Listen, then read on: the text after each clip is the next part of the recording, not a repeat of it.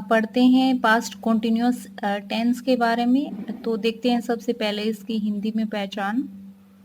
ऐसे वाक्यों में काम का जारी रहना भूतकाल में पाया जाता है और वाक्य के अंत में रहा था, रही थी, रहे थे या हुआ था, हुई थी, हुए थे वाक्य के लास्ट में मिलेंगे। और अफर्मेटिव सेंटेंस कैसे बनाएंगे इसका पैटर्न देख लेते हैं। सबसे पहले आएगा सब्जेक्ट, उसके बाद में वाज या वर्ब, हेल्पिंग वर्ब, उसके बाद में मैन वर्ब की फर्स्ट फॉर्म के साथ में आईएनजी और उसके बाद में ऑब्जेक्ट। जैसे फॉर एग्जाम्पल, मैं अपना काम कर रहा था, I was doing my homework. मैं कहानियां पढ़ा रहा था, आई वॉज रीडिंग स्टोरीज।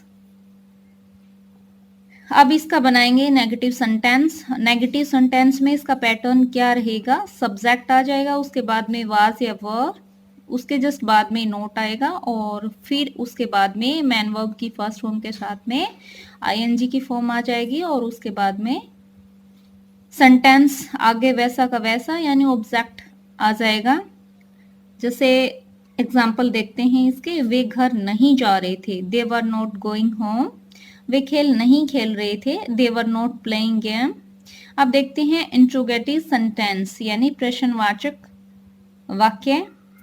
इसमें पैटर्न क्या रहेगा, सबसे पहले हेल्पिंग वर्ब आ जाएगी, उसके बाद में सब्जेक्ट और उसके बाद में मैन वर्ब की फर्स्ट फॉर्म के साथ में आईएनजी और उसके बाद में ऑब्जेक्ट। यानी ये मैन वर्ब की फर्स्ट फॉर्म के साथ में आईएनजी है वो अफर्मेटिव में भी रहेगी, नेगेटिव में भी, इंट्रोगेटिव में, चारों ही टाइप के सेंटेंसेस में रहेगी। जैसे क्या हम बाजार जा रहे थे, were we going to the market, आगे क्वेश्चन मार्क लग जाएगा। कक्षा में कौन रो रहा था, who was weeping in the class, आगे क्वेश्चन मार्क। अब नेक्स्ट इसका रूल देखते हैं। यदि वाक्य के बीच में प्रश्नवाचक शब्द क्यों, क्या, कब, कहाँ, कैसे आदि में से कोई दिया हुआ हो तो सबसे पहले उसका इंग्लिश वर्ड या उसका इंग्लिश मीनिंग बनाएंगे, फिर उसके बाद में वाज या वर लगाएंगे, who was weeping in the class. Next rule देखेंगे, हाउ मच, हाउ मैनी आदि के साथ उनसे संबंधित नाउन भी लगाएंगे। अब देखते हैं पास्ट कॉन्टिन्यूअस टेंस के यूजेस। तो चलते हैं यूजेस पे। पास्ट कॉन्टिन्यूअस टेंस के यूजेस में देखते हैं। इसका प्रयोग ऐसे कार्य के लिए किया जाता है जो भूतकाल में जारी रहा हो, जैसे ही was lying in the sun. इसका प्रयोग ऐसे कार्य के लिए भी होता है जो भूतकाल में कुछ समय तक जारी रहा हो और उसी बीच कोई दूसरा कार्य भी हुआ हो।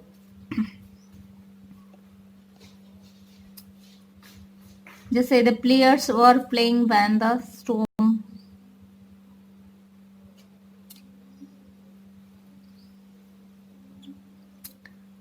She was lost her watch while she was sleeping.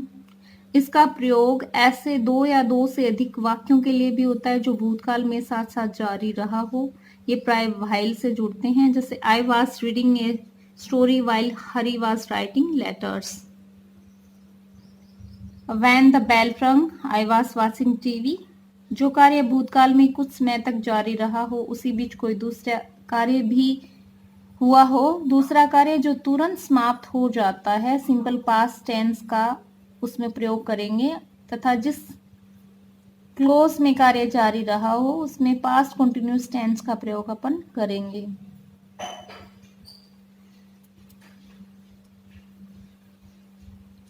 अब देखते हैं इसकी इंग्लिश में पहचान। तो पास्ट कंटिन्यूअस टेंस की इंग्लिश में पहचान निम्न एडवर्बियल के थ्रू अपन आइडेंटिफाई कर सकते हैं कि ये वाक्य इस टेंस का है। जैसे देखिए, at that time, at that moment, those days, then. ये जो एडवर्बियल है ये पास्ट कंटिन्यूअस टेंस की पहचान है। व्हाइल से जुड़े दो वाक्यों में से यदि एक वाक्य पास्ट कंटिन्यूअस में हो तो दूसरा वाक्य भी इसी टेंस में मानना चाहिए। जैसे ये सेंटेंस आप सोल्व करके देखना। When I fill in the blank यानी खालिस्तान है यहाँ पे। In the garden my uncle fill in the blank me work, और कॉल में से आपको भरना है। नेक्स्ट सेंटेंस है while she fill in the blank करना है द फूड यानी खालिस्तान यहाँ पे भरना है।